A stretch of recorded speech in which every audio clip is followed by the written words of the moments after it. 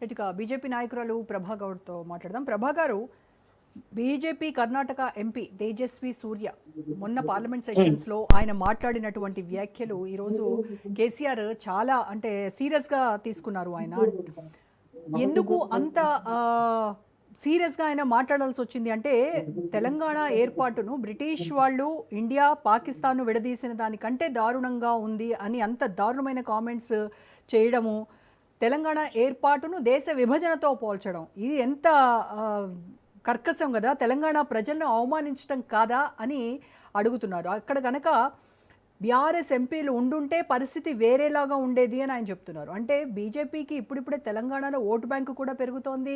8 మంది ఎంపీలు, 8 మంది ఎమ్మెల్యేలను ఇచ్చినటువంటి తెలంగాణ అంత అవమానకరంగా బీజేపీ ఎంపీ మాట్లాడుతూ ఉంటే, బీజేపీకి సంబంధించినటువంటి ఎంపీలు ఎవ్వరూ కూడా పల్లెత్తు మాట మాట్లాడేది. సరే, కాంగ్రెస్ వాళ్ళని నేను కాంగ్రెస్ నాయకుడిని అడుగుతాను.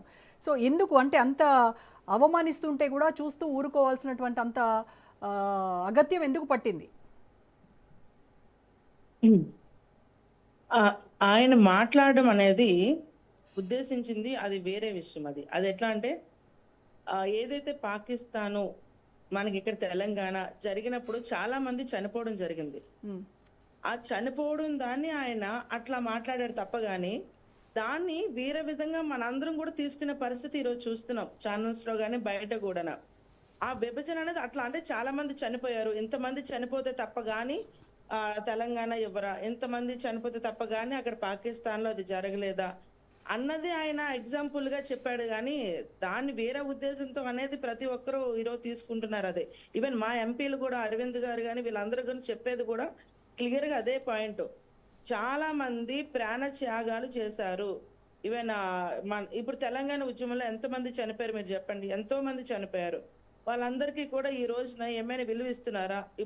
గత 10 ఏళ్లలో మన బీఆర్ఎస్ ప్రభుత్వం చూసాము. ఏదైనా తెలంగాణ ఉద్యమంలో చనిపోయిన వాళ్ళు ఎవరికైనా కూడా వాళ్ళు ఏమైనా గవర్నమెంట్ జాబ్స్ కానీ, ఇంకా ఇతరితర ఏమైనా పోస్టులు కానీ, వాళ్ళ కుటుంబం సంక్షేమం కోసం కానీ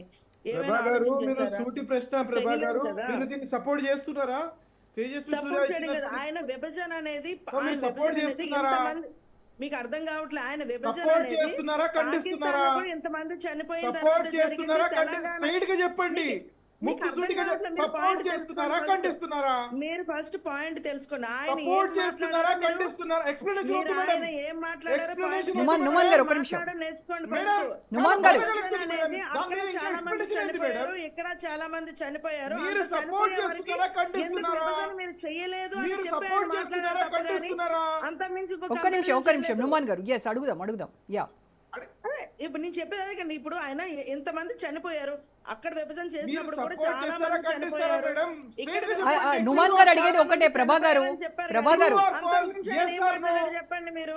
ప్రభా గారు, నుమాన్ గారు ఒకటే అడుగుతున్నారు, తేజస్వి సూర్య వ్యాఖ్యలు మీరు సపోర్ట్ చేస్తారా? సరే, ఆయన ఏ కాంటెక్స్ట్ లో మాట్లాడారు అనేది మళ్ళీ వద్దాం. చాలా మంది అక్కడ అప్పుడు చనిపోయారు, ఇక్కడ ఉద్యమం అప్పుడు కూడా చనిపోయారు అని చెప్పారు తప్ప గానీ అంతమించి ఇంకేం కంపారిజన్ చావుపోవడానికి చనిపోవడానికి కారణం ఒకటేనండి. ఆ చావులకు ఈ చావులకు కొంత ఎలా ఉంటదండి?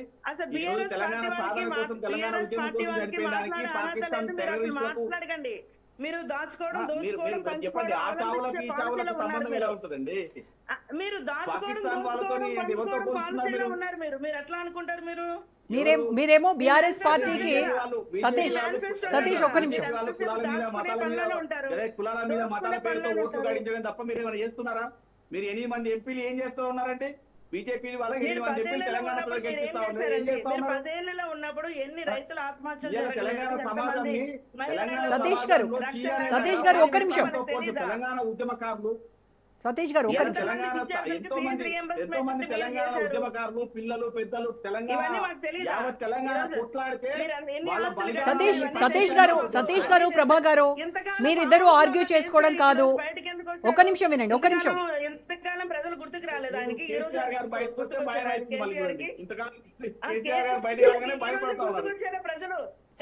సతీష్ మీరు ఒక్క నిమిషం క్వైట్ గా ఉండండి ప్లీజ్. ప్రభా గారు, మీది నెట్వర్క్ ఇష్యూ ఉన్నట్టుంది. ప్రభా గారు, మీది యా నేను ఈలోగా నుమాన్ గారితో మాట్లాడొస్తాను. ఎస్, సో నుమాన్ గారు, వినిపిస్తుందా?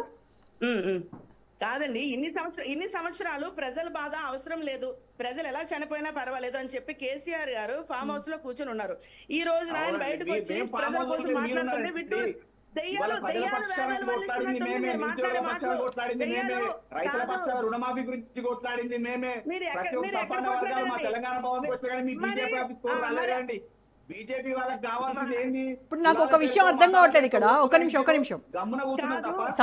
సతీష్ గారు ఒక్క నిమిషం ఆగండి. 2019లో ప్రభా గారు ఒక్క నిమిషం. ఆర్టీసీ సమ్మె జరిగింది. ప్రభా గారు ఒక్క నిమిషం. ఇప్పుడు సీఎం రేవంత్ రెడ్డి ఏమంటున్నారు, బీఆర్ఎస్ బీజేపీ రెండు ఒకటే, ఒక తాన్లో ముక్కలే అని చెప్పేసి అంటుంటే, మరి మీరిద్దరేమో ఇక్కడ ఒకరిపై ఒకరు ఈ రకంగా విరుచుకుపడుతున్నారు. కొంత అర్థం కానటువంటి సిచ్యువేషన్. మళ్ళీ మీతో మాట్లాడతాను ప్రభా గారు, నుమాన్ గారితో మాట్లాడదాం.